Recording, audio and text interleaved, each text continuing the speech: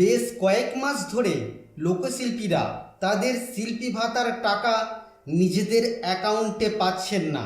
তো কেন পাচ্ছেন না, চলুন আজকের এই ভিডিওতে সেই গুরুত্বপূর্ণ তথ্য আমরা জানব। পাশাপাশি আমরা এটাও জেনে নেব আগামী দিনে লোকশিল্পী ভাতার টাকা তারা যেন তাদের অ্যাকাউন্টে নিয়মিত পান, তার জন্য তাদেরকে কি করতে হবে। হ্যাঁ বন্ধুরা, এমন কিছু গুরুত্বপূর্ণ তথ্য আজকের এই ভিডিওতে আমরা জেনে নেব। অনুরোধ রাখবো ভিডিওটি অবশ্যই প্রথম থেকে শেষ পর্যন্ত দেখবেন। নমস্কার, আপনারা দেখছেন মাল্টি গাইড চ্যানেল, আপনাদের সাথে আমি আছি বিশ্বজিৎ। তো তার জন্য আমরা চলে এসেছি joybangla.wb.gov.in এই ওয়েবসাইটে। আপনারা চাইলে গুগলে চলে যান, গুগলে গিয়ে আপনারা জয় বাংলা লিখে সার্চ করুন। সার্চ করলেই দেখবেন আপনাদের কাছে joybangla.wb.gov.in এই ওয়েবসাইটের লিঙ্ক আসবে। ক্লিক করে আপনারা সরাসরি এই ওয়েবসাইটে চলে আসতে পারেন। তো এই ওয়েবসাইটে আসার পরে আপনারা এখানে একটি অপশন দেখতে পাবেন, ট্র্যাক অ্যাপ্লিকেন্ট স্ট্যাটাস। তো এই অপশনে আপনারা ক্লিক করুন, আর ক্লিক করার পরে এখানে পেজের বাম দিকে আপনারা স্কিম সিলেক্ট করুন। এখানে ক্লিক করে আপনারা লোকশিল্পী পেনশনার আর লোকশিল্পী রিটেনার দুটি অপশন পাবেন, বা দুটি স্কিমের নাম আপনারা দেখতে পাবেন। তো কোন স্কিমের আওতায় আপনি এতদিন ভাতা পাচ্ছিলেন বা পাচ্ছেন, সেটা আপনি এখান থেকে সিলেক্ট করবেন।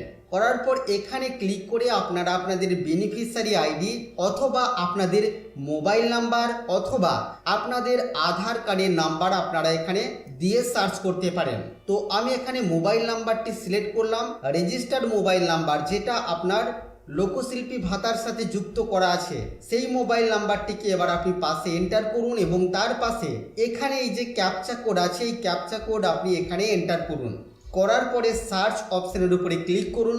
ক্লিক করার পর আপনাদের কাছে এই ধরনের কিছু তথ্য শো করবে, যেমন এখানে আপনার কারেন্ট ব্যাংকিং ইনফরমেশন, কোন ব্যাংকের অ্যাকাউন্ট আছে, অ্যাকাউন্ট নাম্বারের শেষ 4টি ডিজিট শো করবে, যেটাকে আমি হাইড করে রেখেছি। আপনারা আপনাদের নিজেদের অ্যাকাউন্টের তথ্য এখানে দেখতে পাবেন। পাশাপাশি এর নিচে আপনারা আইএফএসসি কোড দেখতে পাবেন। কারেন্ট স্ট্যাটাস কি আছে সেটাও আপনারা এখানে দেখতে পাবেন। এটা দেখুন এখানে অ্যাপ্রুভড আছে। তো আমরা পেমেন্ট স্ট্যাটাস চেক করার জন্য এখানে ভিউ নামে ছোট্ট একটি অপশন দেখতে পাচ্ছি। এই ভিউ অপশনে এবার আমরা ক্লিক করব। ক্লিক করার পর দেখতে পাচ্ছেন 2026-27 পেমেন্টের কোনো তথ্য এখানে শো করছে না, তার জন্য আমরা এখানে ক্লিক করে 2025-26 সিলেক্ট করে নেব। সিলেক্ট করার সাথে সাথে দেখুন আমাদের কাছে পেমেন্টের স্ট্যাটাসগুলি শো করছে। পরপর এখানে বেশ কিছু পেমেন্টের স্ট্যাটাস শো করছে। 2025-26 অর্থবর্ষের এপ্রিল মাস থেকে সেপ্টেম্বর মাস পর্যন্ত ইনি কিন্তু টাকা পেয়েছেন। পেমেন্ট এখানে দেখুন সাকসেসফুল আছে, কিন্তু 2025-26 অর্থবর্ষের অক্টোবর মাস থেকে দেখুন পেমেন্ট ফেলিয়ার শো করছে। কেন ফেলিয়ার শো করছে চলুন এবার আমরা সেটা দেখে নেব।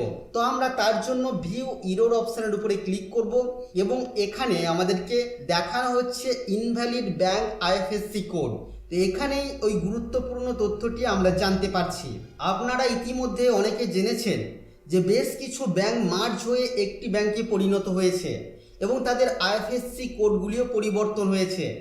এমন ব্যাংকের অ্যাকাউন্ট যদি আপনার থেকে থাকে, যে অ্যাকাউন্টটিকে আপনি এই লোকশিল্পী ভাতার সাথে বা প্রকল্পের সাথে যুক্ত করিয়ে রেখেছেন, আর আপনার ওই ব্যাংক অ্যাকাউন্টের আইএফএসসি কোড বর্তমানে পরিবর্তন হয়ে গেছে, সেই আইএফএসসি কোড পরিবর্তন হওয়ার কারণে invalid bank IFSC code error show করছে এবং যে কারণে আপনার টাকা আপনার অ্যাকাউন্টে আসছে না।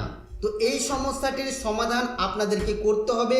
আপনারা আপনাদের ব্লক অফিসে যোগাযোগ করতে পারেন অথবা যেখান থেকে আপনারা এই লোকশিল্পী ভাতা পাওয়ার জন্য অ্যাপ্লিকেশন করেছিলেন সরাসরি সেখানে গিয়েও আপনারা যোগাযোগ করতে পারেন এবং সেখানে একটি দরখাস্তের মাধ্যমে বা অ্যাপ্লিকেশনের মাধ্যমে আপনারা আপনাদের লোকশিল্পী ভাতার সাথে যুক্ত থাকা অ্যাকাউন্টের আইএফএসসি কোডটিকে পরিবর্তন করিয়ে নিতে পারেন এবং তারপরেই কিন্তু আপনারা আপনাদের পেমেন্ট পাবেন। তো বন্ধুরা, আজকের এই ভিডিওতে আমরা জানলাম লোকশিল্পী ভাতার টাকা কেন ঢুকছে না আপনাদের অ্যাকাউন্টে এবং কি করলে আপনাদের অ্যাকাউন্টে ঢুকবে।